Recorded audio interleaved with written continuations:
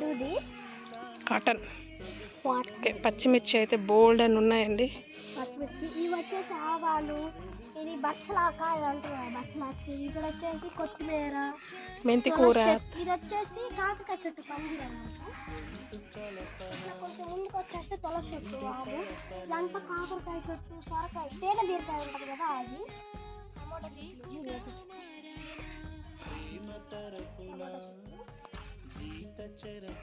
ఇది వచ్చేసి ఆవాలు అనమాట.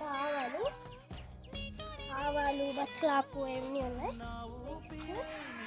అనమాట. ఇది వచ్చేసి కొత్తిమీర అనమాట. ఇది కొత్తిమీర. ఇటు పక్క వచ్చేసి అరటి చెట్లు ఎలా అనుకుంటా. ఇటు పక్క వచ్చేసి మనకి